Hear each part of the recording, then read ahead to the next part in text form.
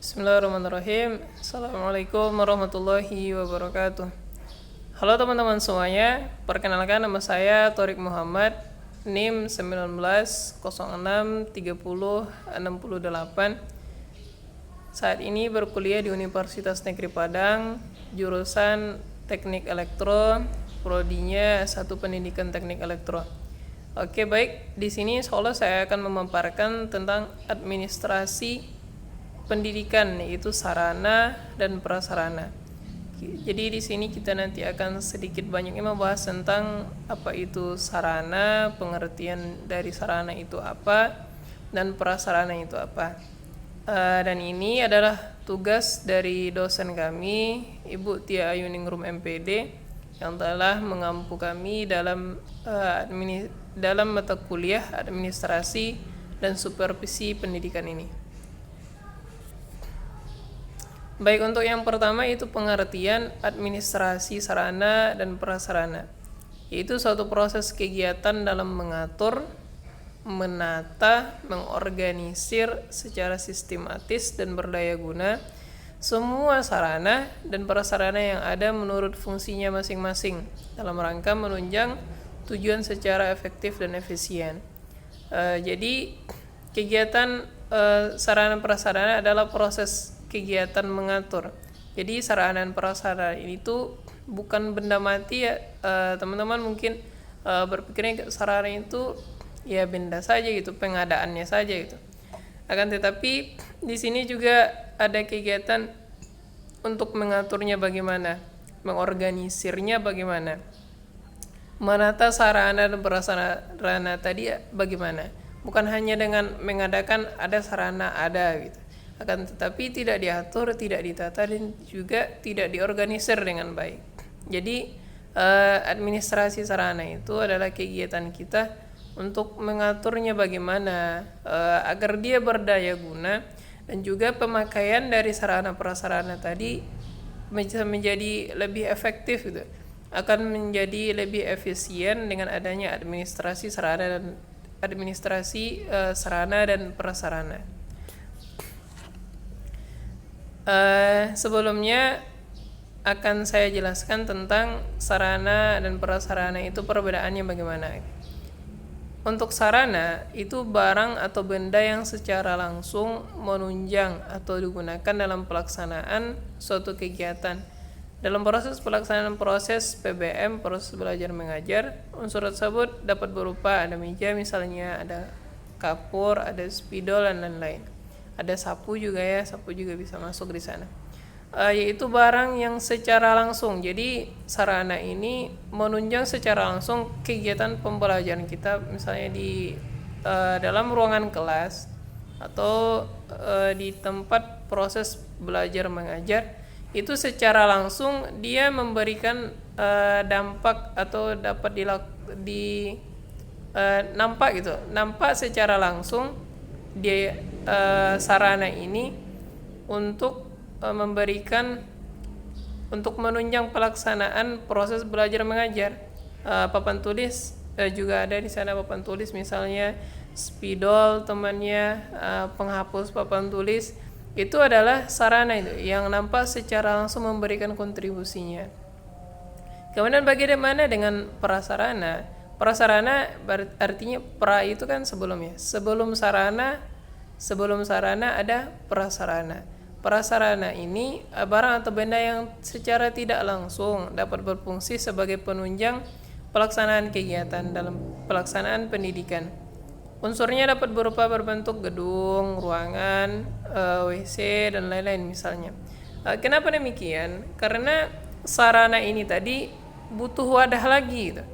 Misalnya meja, kapur, spidol, di mana akan kita tempatkan jika tidak ada gedungnya, jika tidak ada ruangannya, atau proses belajar mengajar di mana bisa kita laksanakan jika tidak ada ruangannya, ruangan belajarnya tidak ada, atau gedungnya tidak ada gitu. Jadi prasarana ini selain mewadahi sarana, juga dia secara tidak langsung menunjang kegiatan pembelajaran.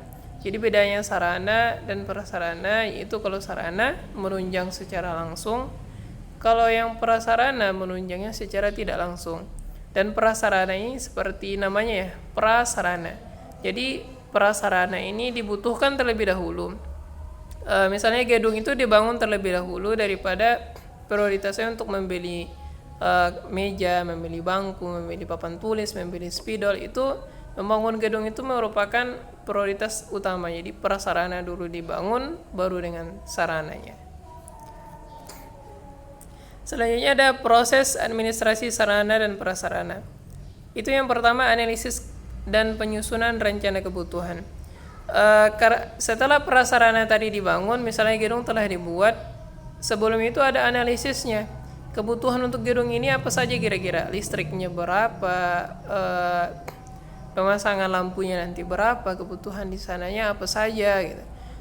Apakah di sana dibutuhkan nanti sumber tenaga listrik, misalnya dibutuhkan untuk proyektor, perlu untuk menghidupkan proyektor di sana misalnya, atau beberapa hal lain yang dirasa perlu. Jadi perlu dibuat analisis, perlu dibuat penyusunan rencana kebutuhan prasarana, kira gedungnya berapa banyaknya begitu. Untuk sarananya, misalnya ketika setelah ada gedungnya, maka sarana ini apa saja yang dibutuhkan di sana. Misalnya kemoceng di sana belum ada gitu, atau sapu di ruangan tersebut belum ada, atau papan tulisnya belum ada, makanya diadakan di sana. Misalnya saja bangku masih kurang gitu, atau meja di sana masih kurang, bisa nanti ditambahkan. Disusun rencananya bagaimana dan analisisnya bagaimana. Setelah dianalisis, kemudian disetujui secara bersama, diadakan pengadaan. Yang kedua, step kedua adalah pengadaan. Pengadaan ini tentu membutuhkan biaya, oleh karena itu perlu tadi direncanakan terlebih dahulu, baru diadakan pengadaan. Pengadaan yang pertama itu untuk prasarana ya, karena gedung itu sangat dibutuhkan. Teman-teman juga pasti tahu lah, fungsi dari gedung itu banyak sekali. Untuk sebagai tempat dilaksanakan proses belajar mengajar, juga tempat untuk sarana dan yang telah diadakan tadi. Jadi di pengadaan prasarana baru pengadaan sarananya. Prasarana diadakan terlebih dahulu, baru sarananya. Kemudian yang ketiga adalah penyimpanan atau garasinya atau tempat penyimpanan dari sarana tadi. Kalau prasarana tidak perlu disimpan ya, karena dia dalam bentuk yang lebih besar, lebih daripada sarana.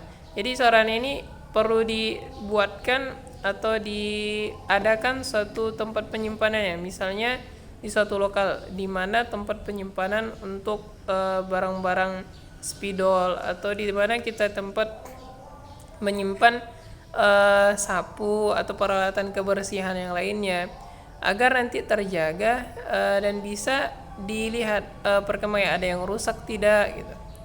Kemudian yang keempat ada penyaluran misalnya dalam suatu lokal, misalnya kelas A. Kelas A itu ada beberapa lokalnya, kelas 1 ada beberapa lokalnya, maka disalurkan, didistribusikan ke kelas masing-masing.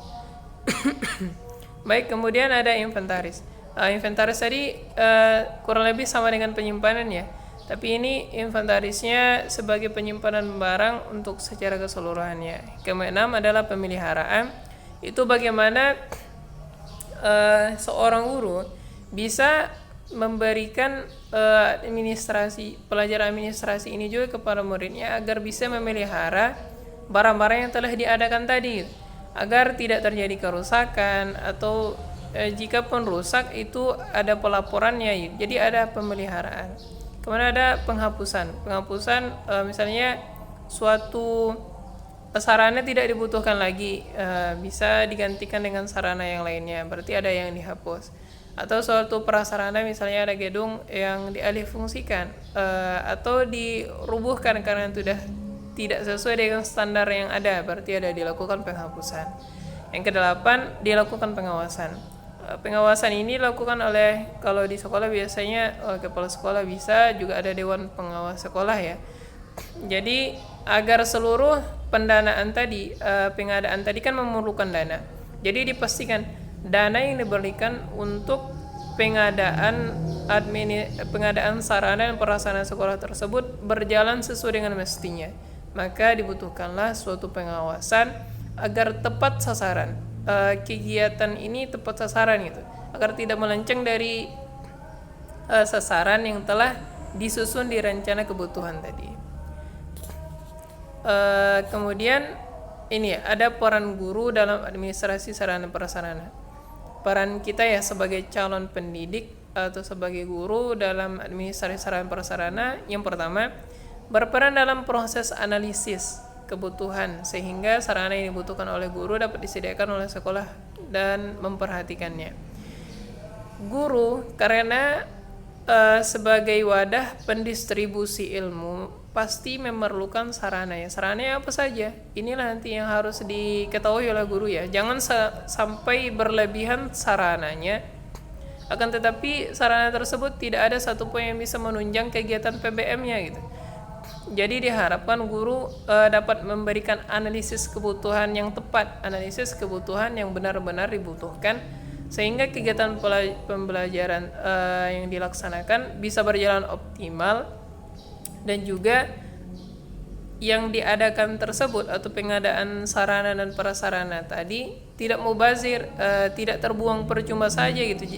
Apalah gunanya nanti ketika diberikan sarana dan prasarana yang banyak kepada seorang guru, akan tetapi guru tersebut tidak bisa menggunakannya, atau mungkin tidak dibutuhkan oleh guru itu.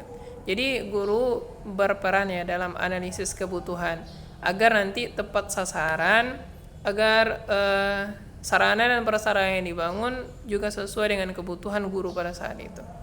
Kemudian yang kedua, guru berperan dalam proses penyimpanan sarana dan pemeliharaannya. Ya, karena biasanya apalagi untuk sarana prasarana yang ada di lokal, tempat guru tersebut melaksanakan kegiatan belajar mengajarnya sehari-hari ya. Di sana ketika masuk jam pelajaran atau ketika menjadi wali kelas di sana, ataupun ketika dia bertanggung jawab atas kelas tersebut, berarti guru ini harus menyampaikan atau bisa memahamkan kepada seluruh siswanya agar bisa memelihara sarana tadi, agar jangan sampai merusak, agar jangan sampai siswa di sana ya atau siswa yang diajarnya melakukan perusakan terhadap sarana yang telah diadakan.